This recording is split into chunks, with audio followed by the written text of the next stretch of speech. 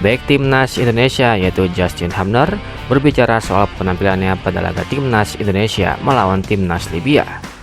Timnas Indonesia kalah dari Libya dengan skor 0-4 di Titanic Mardan Stadium, Turki.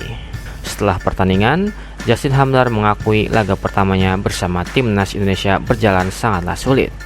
Pemain naturalisasi itu memang baru bergabung dengan Timnas Indonesia setelah beberapa waktu lalu resmi menjadi warga negara Indonesia. Ia juga baru bergabung ke pemusatan latihan Timnas Indonesia di Turki. Pemain Wolverhampton itu tiba di Turki pada hari Senin dan hari Selasanya langsung debut bersama Timnas Indonesia. Ini adalah pertandingan pertama saya. Laga ini sungguh sulit karena sistem baru untuk saya, formasi baru untuk saya, jadi benar-benar laga yang sulit untuk dimainkan. Namun, saya tetap senang bisa memainkan laga pertama saya bersama Timnas Indonesia, ujar Justin Hubner. Justin Hubner pun menilai timnya harus lebih solid lagi dalam menyerang dan bertahan.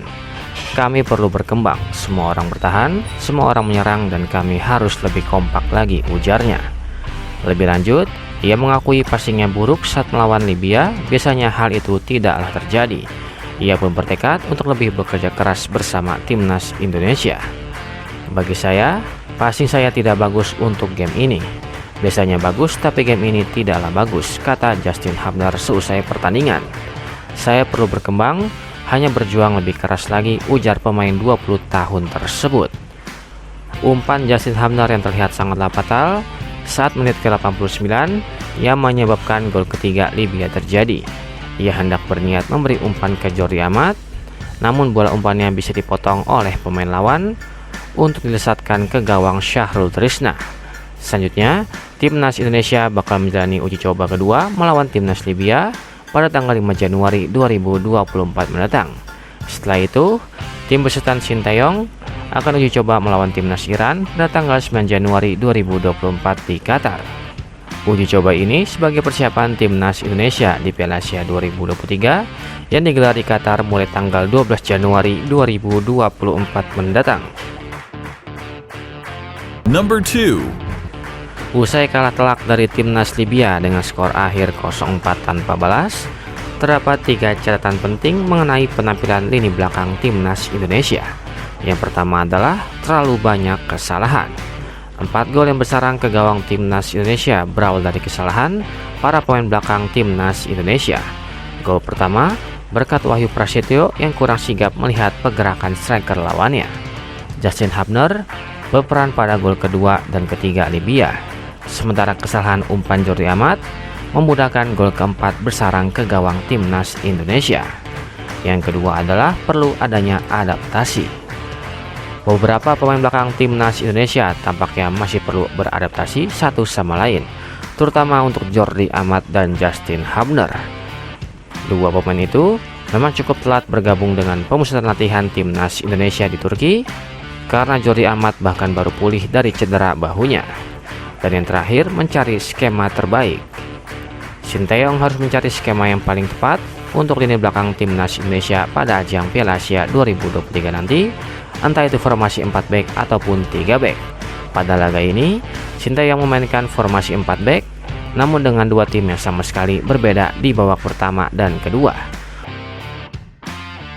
Number 3. Buntut kekalahan Timnas Indonesia dari Libya, Kapten Borneo FC yang juga merupakan alumnus skuad Garuda yakni Diego Michel ikut menyoroti hasil minor anak asuh Sinteyong tersebut.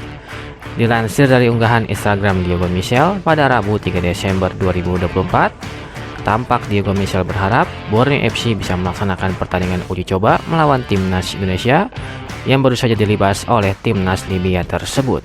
Dalam keterangan unggahan Diego Michel tersebut, Kapten Borneo FC itu berharap bisa melawan Timnas Indonesia di akhir musim 2023-2024 nanti.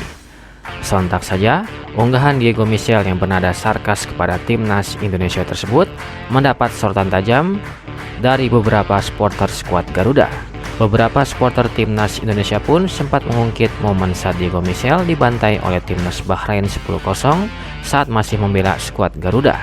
Lebih lanjut, Diego Michel menegaskan bahwa pernyataan ini merupakan ajakan yang sangat serius.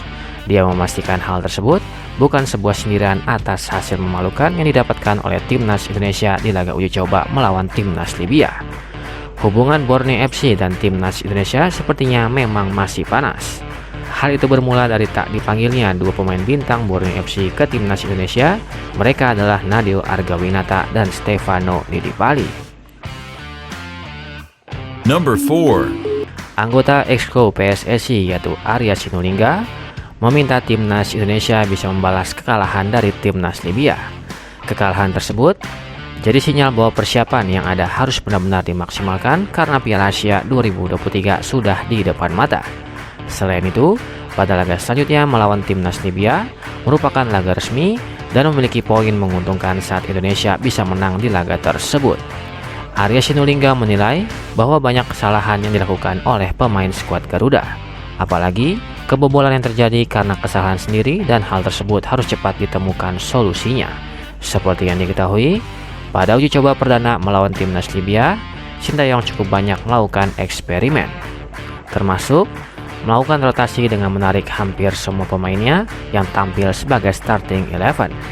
Pada laga kedua melawan timnas Libya, kemenangan jadi target utama untuk mengumpulkan poin FIFA. Pasalnya, lawan skuad Garuda kali ini ada di peringkat ke-120 ranking FIFA. Arya meminta Sintayong bisa segera menemukan solusi terbaik bagi skuad Garuda, termasuk pemilihan formasi dan pemain yang sesuai dengan kebutuhan timnas Indonesia. Bagaimana tanggapan kalian mengenai berita timnas Indonesia pada hari ini? Silahkan kasih komentar kalian di kolom komentar.